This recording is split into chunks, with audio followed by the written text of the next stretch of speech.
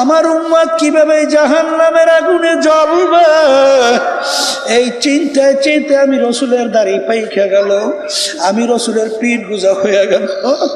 এ কবরের যাত্রীরা, আল্লাহ রসুল সাল্লাল্লাহু আলাইহি ওয়াসাল্লাম তার নিজের চিন্তায় কিন্তু দাড়িও পাকে নাই, পিঠ মুবারকও গুজা হয় নাই। তোমার আমার চিন্তায় দাড়ি মুবারক পাকলো, পিঠ মুবারক গুজা হইল। এই জন্য আমার ভাইদেরকে বলো, পর্দারে মা বোনদেরকে বলবো, দুনিয়ার সাধারণ আগুনে 1 মিনিট আঙুল দেখা যায় না, কিন্তু জাহান্নামের আগুনের ব্যাপারে আল্লাহ রাসূল বলেন, দুনিয়ার আগুনের চেয়ে 70 গুণ তেজের আগুন। আল্লাহ আপনি আমাকে আমাদের সবাইকে মাফ করে দিন। এই জাহান্নামের আগুনের ব্যাপারে আমার মালিক আমার আল্লাহ নিজে ঘোষণা করছেন, নারুল্লাহিল মুকাদাতুল্লাতি তাত্তালিউ আলাল আফইদা। জাহান্নামের আগুন এমন তেজের হবে, শরীরের যে কোনো জায়গায় লাগার সঙ্গে সঙ্গে ওই আগুন যে কলিজা পর্যন্ত পৌঁছাবে। আল্লাহ আপনি আমাকে আমাদের সবাইকে মাফ করে দেন। হে রাসূল আপনি বলে দেন, আপনার উম্মতেরা আমার বান্দা বান্দীরা যদি আমাকে কেউ মহব্বত করতে চায়, কি বলতেছে? যদি আমাকে কেউ মহব্বত করতে চায়, সে যেন তারা যেন আপনাকে আপনার সুন্নতকে মহব্বত করে।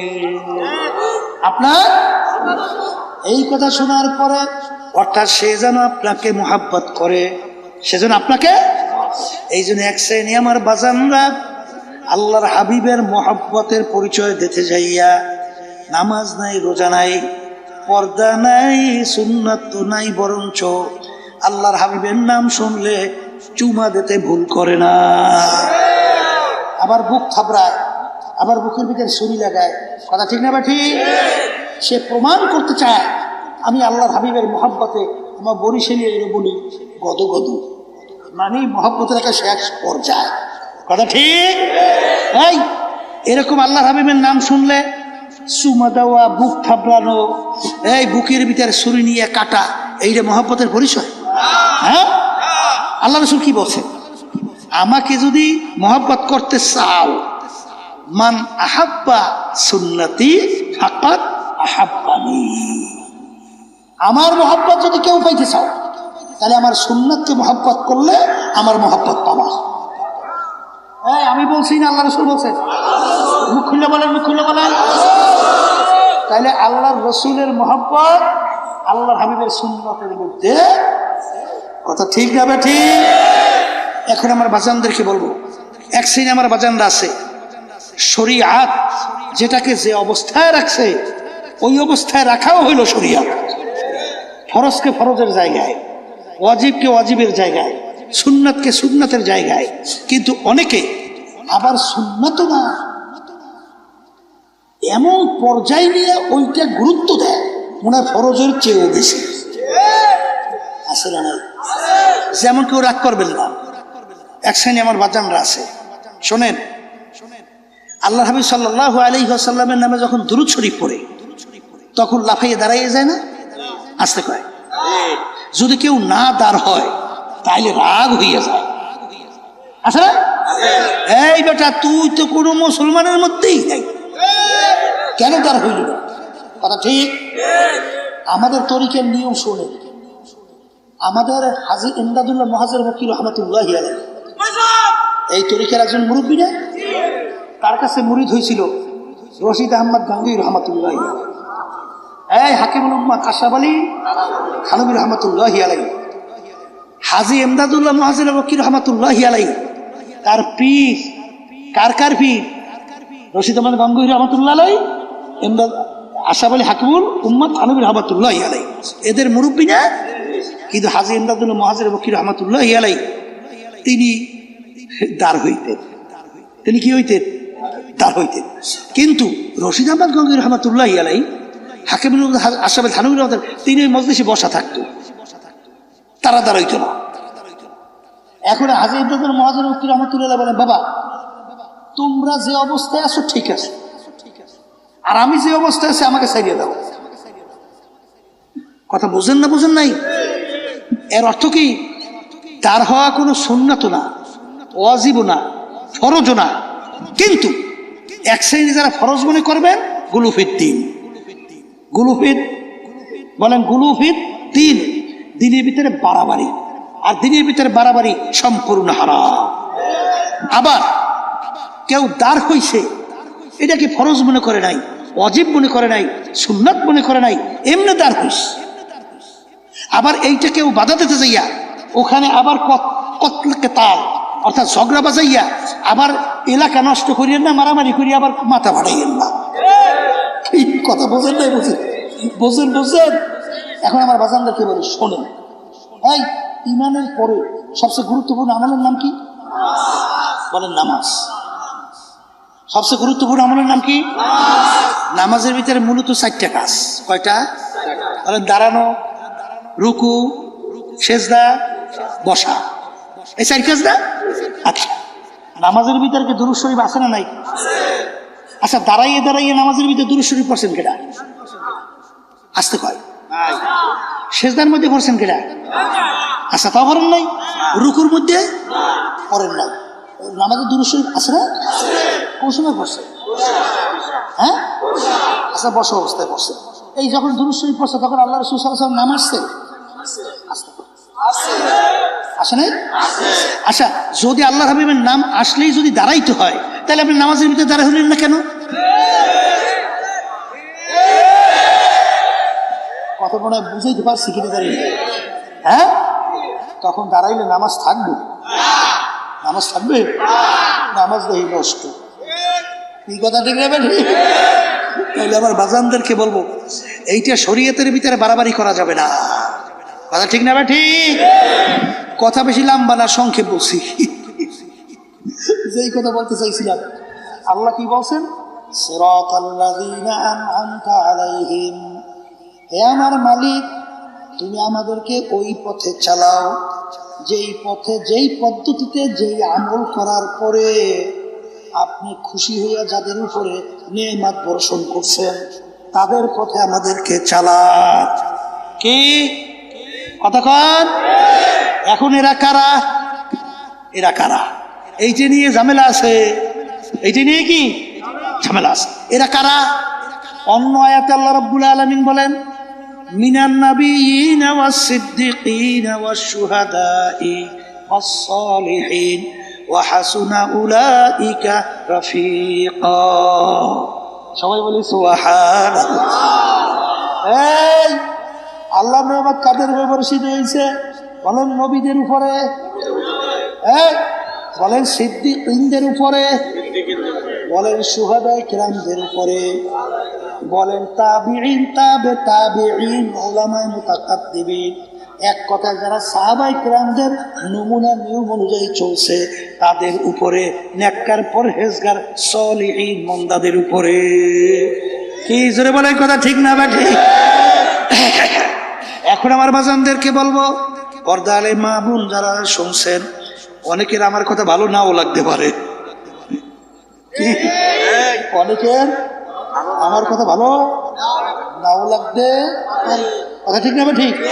কিন্তু আমার বাজানদেরকে অনুরোধ করব, আপনার কবরে আপনি যাবেন, আমার কবরে আমি যাব, আমার কবরে প্রশ্নের উত্তর আমি দেব, আপনার কবরের প্রশ্নের উত্তর আপনি দিবেন।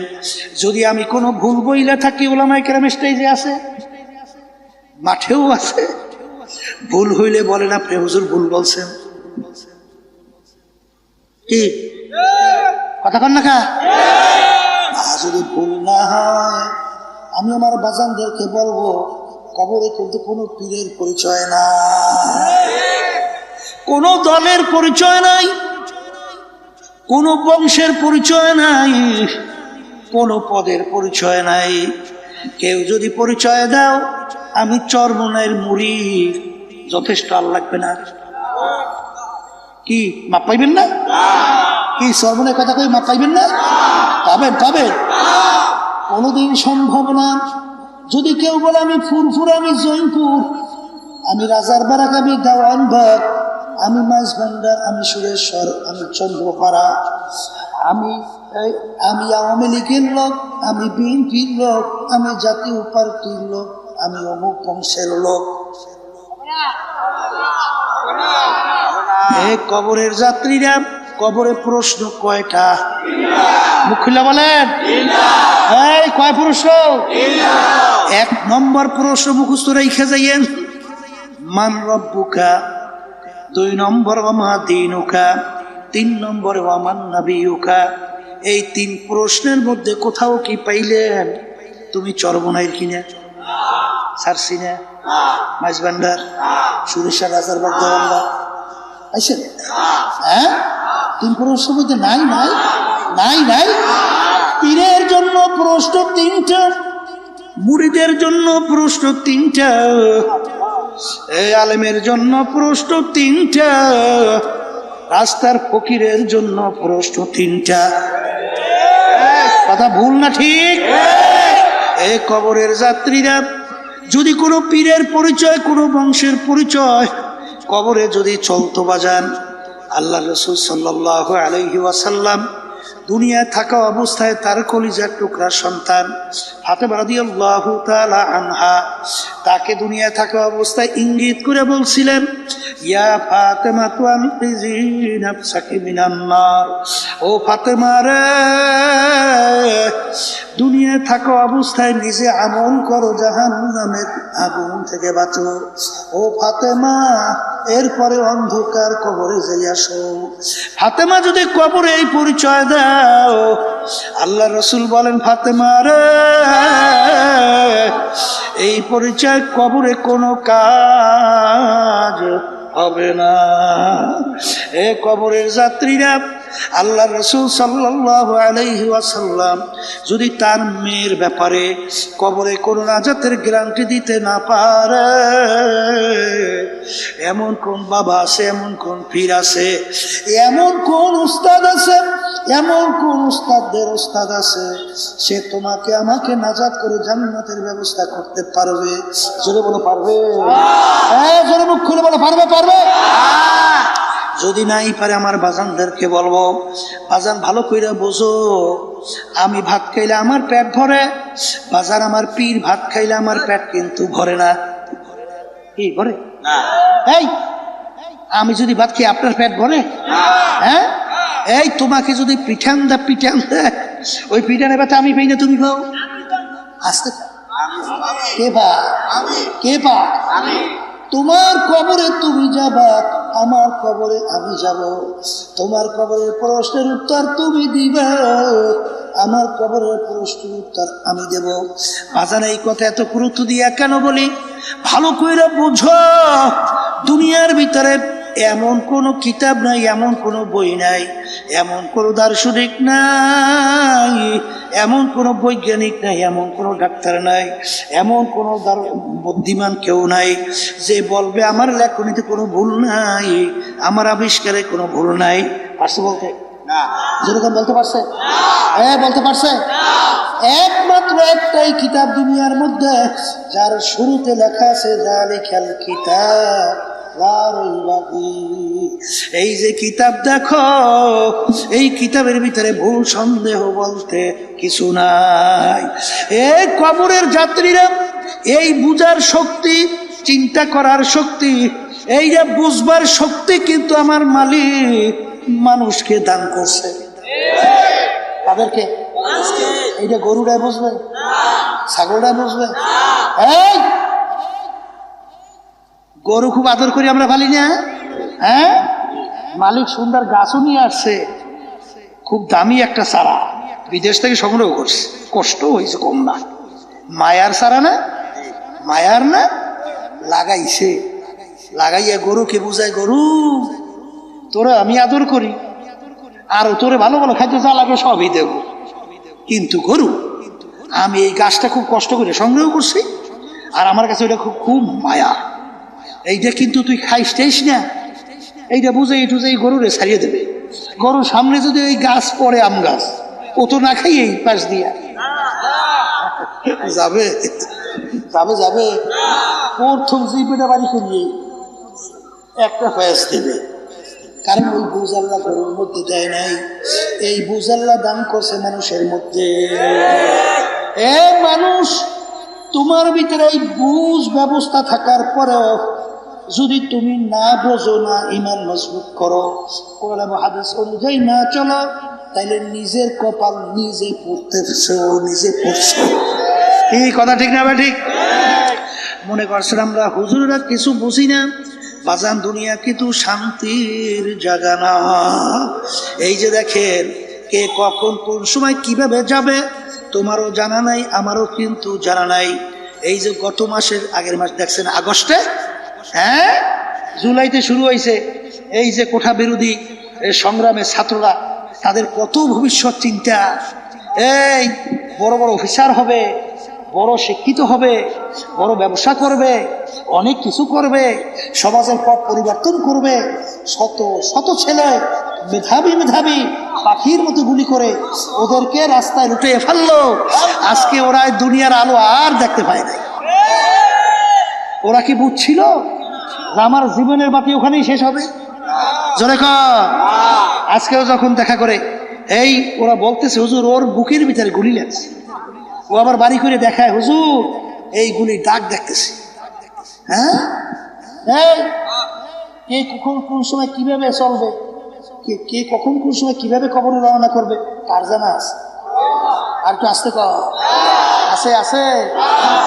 আর এমন একটা ব্যাপার, একবার যদি কেউ দুনিয়া থেকে বিদায় নিয়ে কবরে যাও আর দ্বিতীয়বার ফেরত আসা যায় না।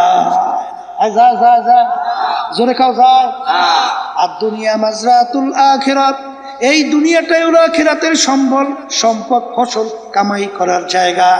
আমার বাজানদেরকে বলবো, পর্দা আলাই মা বোনদেরকে বলবো, বাজান আমরা ভালো করে চিন্তা ভাবনা কইরা দেখছি, কোরআন কারীম নাজিল হইল আল্লাহ রসুলের উপরে, দুনিয়ার কোনো শিক্ষায় শিক্ষিত ছিল না। ছিল নিজে দস্তখত করতে জানতো, সাইন করতে জানতো?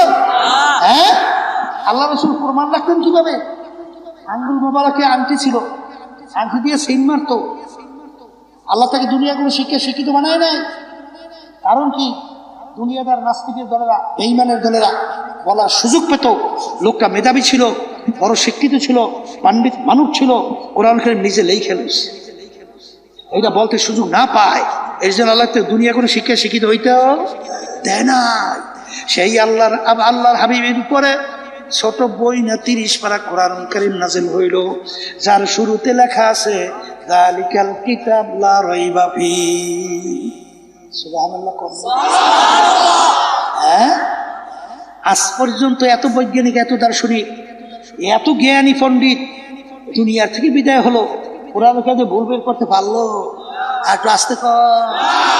বরঞ্চ এই কয়েক বছর ঘুরবে ক্যারি মিরল, ওই টরেন্টো, শোনেন নাই কানাডার রাজধানী, সেখানে ইউনিভার্সিটির এক বড় প্রফেসর ছিল, গণিত এবং যুক্তি শাস্ত্রের উপরে পাণ্ডিত্য অর্জন করছিল। বাইবেল শাস্ত্রের উপরে এত পাণ্ডিত্য অর্জন করছিল, অর্থাৎ খ্রিস্টানদের ধর্মযাজক, ধর্ম প্রচার করত। তিনি বলতেন আমাদের ধর্ম ঠিক, বাইবেল ঠিক। আহমদীদের সঙ্গে যখন ডিবেট হয়, আহমদীদের বলছে এখন বাইবেলের হুকুম আর চলবে না, ওটা রহিত হয়ে গেছে, এখন কোরআন কারীম ঠিক। এখন তার সঙ্গে যখন ডিবেট হয়, যখন ক্যারি মিরল কোরআন কারীম নিয়ে যখন রিসার্চ করছে, রিসার্চ করতে যাইয়া প্রথমেই দেখে কোরআন কারীমের শুরুতে লেখা যালিকাল কিতাব লা রাইবা। পড়ার পরে তিনি হতভম্ব, আশ্চর্য।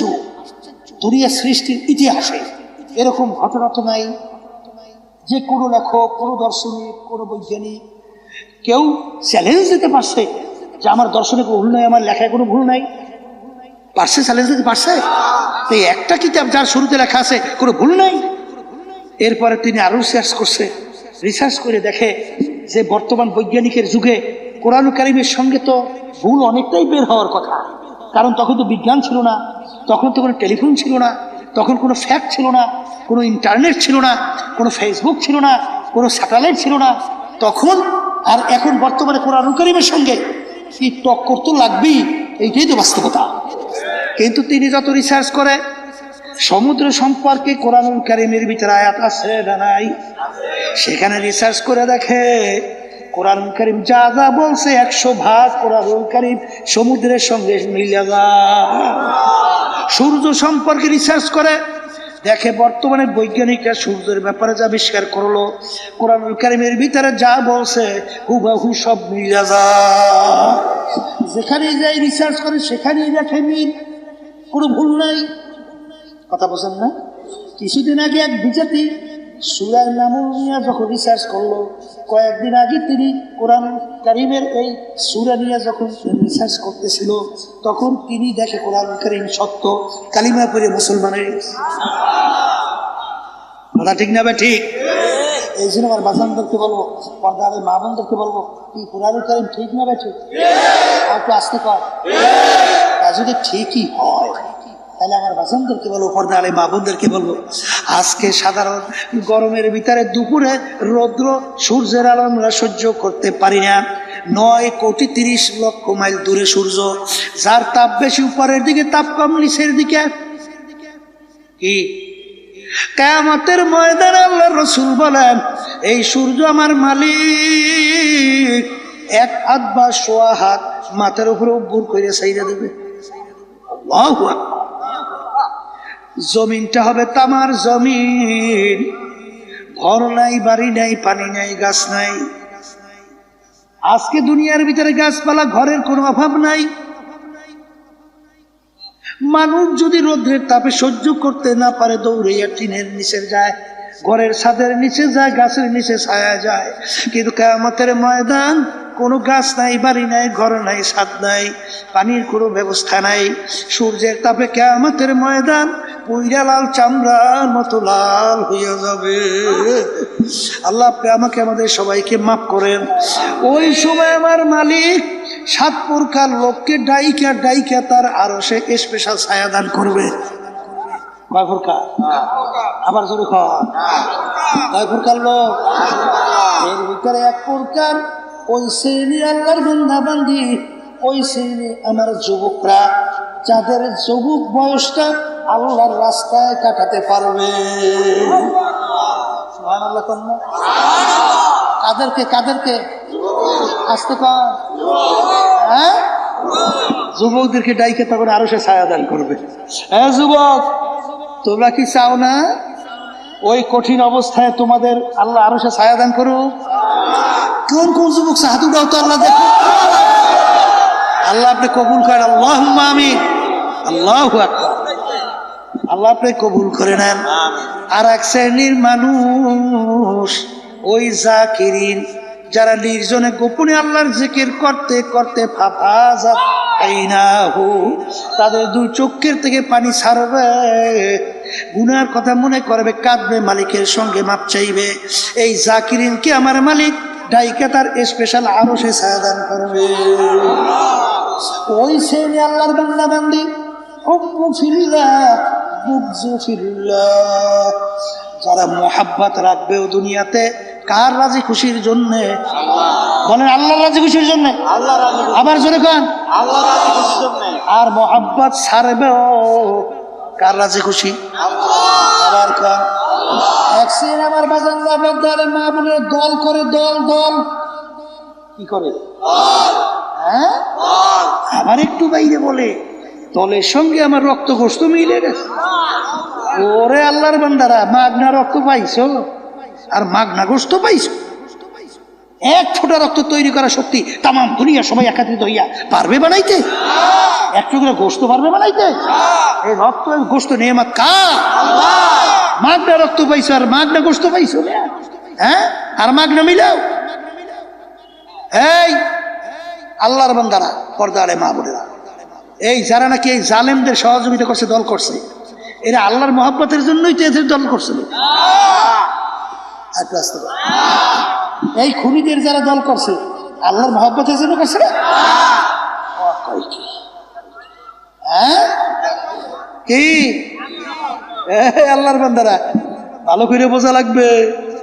এই আমার আব্বা জান রাহমাতুল্লাহি আলাইহি বলতেন, আপনারা যারা চরমনাইতে আসেন, যতক্ষণ পর্যন্ত আপনাদেরকে আমি কোরআন এবং হাদিস অনুযায়ী পথ দেখাবো, ততক্ষণ আমাদের কথা মানবেন। আর যখন কোরআন এবং হাদিসের বাহিরে পথ দেখাবো, তখন আপনাদের ওয়াজিব হবে আমাদের থেকে সইরা ভাইগে যাওয়া। আসতে কথা ঠিক না? ঠিক। এই মোহাম্মত রাখবে কার জন্য? আল্লাহর জন্য। ছাড়বে কার জন্য? আল্লাহর জন্য। আমিনু কামা আমানান নাস। আল্লাহ বলছে ঈমান আনো, সাহাবায়ে কেরাম যেভাবে ঈমান আনছিল, কে বলছে? আল্লাহ। কে বলছিল? এই একটা ঘটনা শুনেই দেই। এই আবু বকর সিদ্দিক রাদিয়াল্লাহু তাআলার নাম শুনছেন না? শুনছেন। সে তো মুসলমান হয়ে গেছে, মুসলমানদের পক্ষে যুদ্ধ করে। ছেলে তখনও মুসলমান হয় নাই, ছেলে তখনও মুসলমান হয় নাই, ছেলে তো কাফেরের পক্ষে যুদ্ধ করে। এখন ছেলে পরবর্তীতে মুসলমান হওয়ার পরে এখন ছেলে বলতেছে, আব্বাজান অমুক যুদ্ধে এমন কায়দায় আপনি আমার সামনে পড়ে গেছিলেন, আমি ইচ্ছা করলে আপনাকে কতল করতে পারতাম, কিন্তু আমি করিনি। কেন? যেহেতু আপনি আমার আব্বা, এর জন্য করিনি। এটা বলতেছে কে? কাকে বলে? আব্বাকে। আবু বকর সিদ্দিক রাদিয়াল্লাহু তাআলা বলেন, বাবা আমি খোদার কসম করে বলছি। কে বলছে? ওই সময় যদি তুমি আমার সামনে পড়তে, সঙ্গে সঙ্গে তরবারি দিয়ে তোমার মাথা আমি দ্বিখণ্ডিত করে ফেলতাম। কারণ তখন তুমি আমার আল্লাহর শত্রু, তুমি আমার নবীর শত্রু, তখন তুমি আমার ইসলামের শত্রু, তুমি মুসলমানদের শত্রু, আমারও তুমি শত্রু। এইটার নাম হলো হুব্বু ফিল্লাহ, বুগযু ফিল্লাহ। মহব্বত রাখবেও কার জন্য? আল্লাহর জন্য। ছাড়বেও কার জন্য? আল্লাহর জন্য। হ্যাঁ, এই শ্রেণী মানুষদেরকে রব্বুল আলামিন ডাইকা তার আরশে ছায়া দান করবে। দল করে, বুঝা করুক না বুঝা করুক, এই দলের নেতারা, দলের লোকেরা, দলের নীতি আদর্শ সিদ্ধান্ত যদি ইসলামের বিরুদ্ধে যায়, যদি মানবতার বিপক্ষে যায়, দেশের বিপক্ষে যায়, তখনও যদি তুমি সেই দলের সঙ্গে জড়ায়া থাকো, এই হাদিস অনুযায়ী তুমি জেনে রাখো, তুমি কখনোই আল্লাহর আরশে ছায়া পাবা না। কি না আমি ভুল কইলে ওলামায়ে কেরাম বলেন ভুল বলছি? কি ভুল না ঠিক? ঠিক যদি হয় বুঝে শুনে যাওয়া লাগবে, কথা ঠিক? ওই যুবক সুন্দরী মেয়ে তার সামনে অপকর্মের জন্য প্রস্তুত, কোনো বাধা নাই। তখন সে বলবে, ইন্নী আখাফুল্লাহ, আমি আমার মালিককে ভয় করি, মালিক নিষেধ করছে, পাপ কাজে আমি লিপ্ত হইতে পারবো না। এই কথা বইরা ফেরবে, ওই শ্রেণী মানুষদেরকে আল্লাহ তার আরো সে ছায়া দান করবে। কি কথা ঠিক না? ঠিক। ওই শ্রেণী আল্লাহর বান্দাদেরকে মুআল্লাকুম ফিল মাসাজিদ, যখন নামাজের সময় হবে তখন তার সবকিছু ফালাইয়া নামাজে যাবে, জামাতে যাইয়া দাঁড় হবে, আবার বের হইয়া তার চিন্তা থাকবে কখন নামাজের সময় হয়। এক কথায় মসজিদের সঙ্গে যার কলবটা সবসময় লাগানো থাকবে, এই শ্রেণীর মানুষদেরকে আমার মালিক ডাইকে তার আরো সে ছায়া দান করবে। এই কথা তারা কি বলছে? নামাজ ঘরে বইয়ে পড়বেন না মসজিদে পড়বেন? একটু আসতে কর, এই পড়বেন তো, পড়বেন তো, আমার পড়বেন তো, পড়বেন তো, আল্লাহ আপনি কবুল করে না। আলহামদুলিল্লাহ। ওই শ্রেণীর এই বিচারক যে বিচারের ভিতরে ন্যায় ইনসাফ রক্ষা করে, অর্থাৎ কি বিচার করে? ন্যায় বিচার, ন্যায় বিচারক বাদশাহ আপনিও হইতে পারেন। আপনার ঘরের ভিতরে বাচ্চা কাচ্চা আছে না, স্ত্রী আছে না, এই অনেকে ব্যবসা বাণিজ্য করেন, অনেক সময় আমার ভাইরা আছে না, খেদমত করে, কর্মচারী কর না, এই তাদের ব্যাপারে যদি আপনি ইনসাফ রক্ষা করতে পারেন, আপনি একজন ন্যায় পরায়ণকারী বাদশাহ, কথা ঠিক? এই ওই শ্রেণীর আল্লাহর বান্দা বান্দি যারা দান করবে, ডান হাতে বাম হাত জানবে না। অর্থ কি? অর্থ কি? অর্থাৎ দান করবে আমার নাম বাড়াই এই নিয়তে না, দান করবে একমাত্র আল্লাহকে রাজি খুশির জন্য, কথা ঠিক কিনা? এই শোনেন, আবু বকর সিদ্দিক রাদিয়াল্লাহু আনহু প্রকাশ্যে দান করছে না, আবার গোপনে করছে না? দুটোই লাগবে, প্রকাশ্যেও লাগবে, গোপনেও লাগবে, কথা ঠিক না? আবার ঠিক। এই জন্য আমার বাজানদেরকে বলো, পর্দার মাবনদেরকে বলবো, বাজান ওই কিয়ামতের এই কঠিন মুহূর্তে এই 7 প্রকারে 1 প্রকার হওয়া লাগবে না? আসতে পারে, জোরে গান লাগবে, লাগবে। আল্লাহ আপনি আমাকে আমাদের সবাই জন্য কবুল করে নেন, আল্লাহুম্মা আমিন। এরপর আমার বাজানদেরকে বলবো, ওই কঠিন মুহূর্তে, ওই কঠিন মুহূর্তে শোনেন, যারা জাকিরিন হবে তাদেরকে আল্লাহ ডাইকে তার আরশে ছায়া দান করবে না? করবে না? কি করবে না? করবে না? এই জন্য আল্লাহর জিকিরও করা লাগবে, কি করা লাগবে? আল্লাহর জিকিরও করা লাগবে। এরপরে আমার বাজানদেরকে বলবো, আমার মালিক শোনেন যে আযাব ও গজবের ঘোষণা নাফরমানদের জন্য করছে, 1 সেকেন্ড সহ্য করার শক্তি কারো আছে?